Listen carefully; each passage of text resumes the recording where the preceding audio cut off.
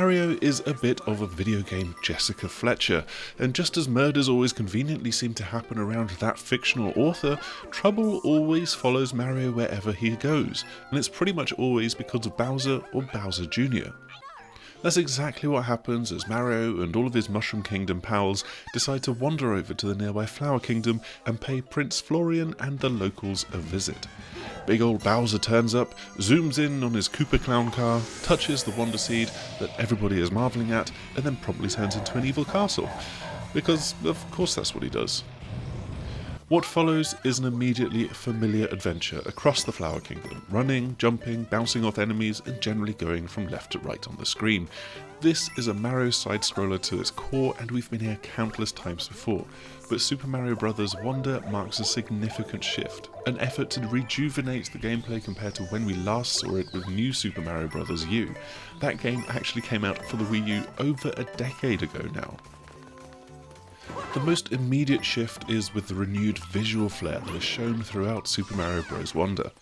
The new Super Mario Bros. Era looks pretty plain, boring and flat in comparison, and while the backdrops here aren't going to surpass games like Ori and the Will of the Wisps for that wow factor, there's a pleasing gloss and shine to them that is appealing all the way through.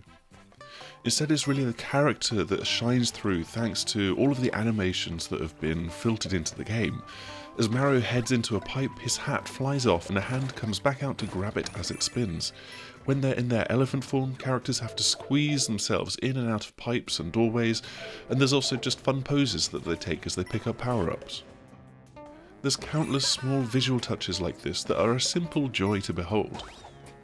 Speaking of power-ups, there's the usual Fire Flower which is returning, but alongside that Nintendo has cooked up a fresh batch of abilities, including the aforementioned Elephant Transformation, a Drill Hat and Bubble Blowing. The Elephant Fruit is easily the best of the bunch, letting you smash through blocks while running, whip enemies with your trunk and send little spurts of water if you've just walked through a puddle or a fountain of the wet stuff. The Drill Hat has a neat trick of letting you burrow into floors and ceilings, while the Bubble Flower is, well, to me it's kind of just fine. It blows bubbles that slowly float along and can neutralise enemies, and also you can hop and jump off them as they pop. But whenever I have the choice, I tend to try to pick something else.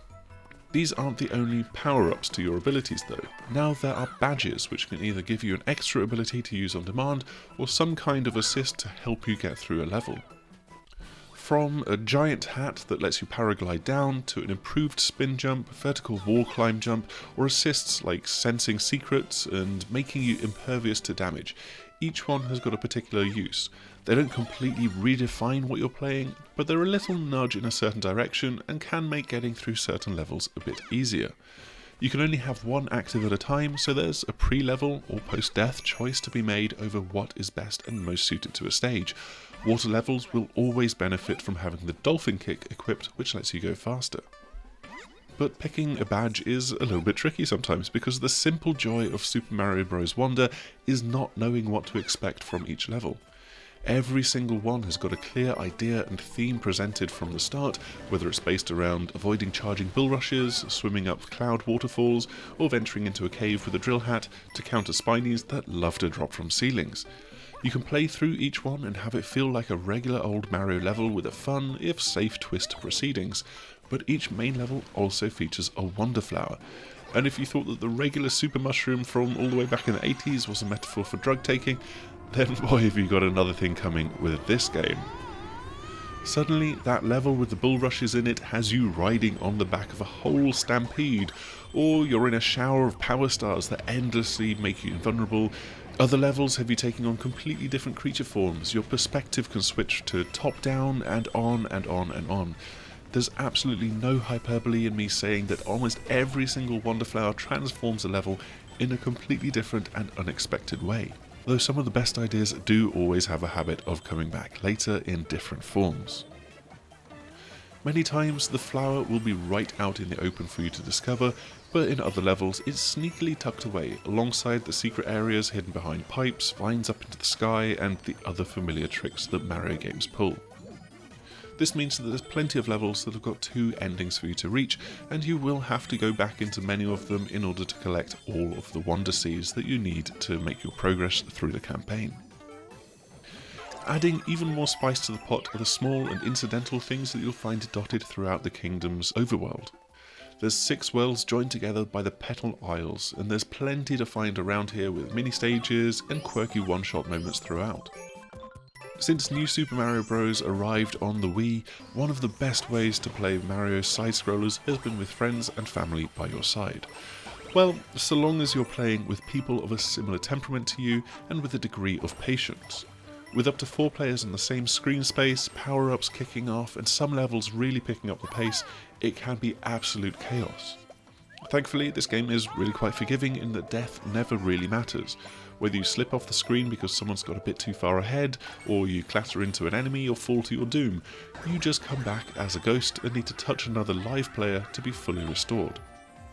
That said, if you do have one person who's determined to be first and fastest, or if you're the odd one out that is lagging behind and they're not slowing down for you to keep up, it is much less fun, so make sure to pick your co-op buddies carefully. There's also Yoshis and Nabbits in the character selection screen, who are great as options for kids as they cannot be hurt by enemies. Just beware that if one of you is a Yoshi, then the other players will constantly end up jumping onto their back and start riding them around by mistake. Yes, it's fun to literally be able to carry someone through the game, but it's a little bit annoying when you don't want it to happen. The family-friendly tone is carried through to the talking flowers that are sprinkled through each level, commenting on things that are happening and giving general encouragement to you as a player. They're totally inoffensive and very easy to ignore, but on the off chance that you do find them a bit annoying, then yes, you can turn off the voice acting in the menus. Disappointingly for 2023, there's no direct online multiplayer. Online play is a mixture of creating rooms for friend races where you can synchronously race your friends' ghosts through a level, and you can enable online communications through the game to see the spectres of other players on the world map. There's also a light Dark Souls-esque mechanic with standees, which you can leave dotted throughout levels, and which another player can touch in ghost form in order to revive themselves. We weren't able to try these features out during our review window, but this game is pretty much a solo or a local co-op game through and through, with this online multiplayer side of things fairly incidental. Super Mario Bros. Wonder puts a fresh new spin on the classic Mario side-scroller with wild and trippy level transformations. It's still Mario all the way through, but it's fun now not knowing what to expect from each level, and this could be a start of a fun new era of 2D Mario games. That's all that we've got for our Super Mario Bros. Wonder review. We hope that you've enjoyed what you've seen, and if you have, make sure to do all of the usual YouTube things of liking, subscribing. You know exactly what to do, and we hope that we will see you again soon. Goodbye! Bye-bye!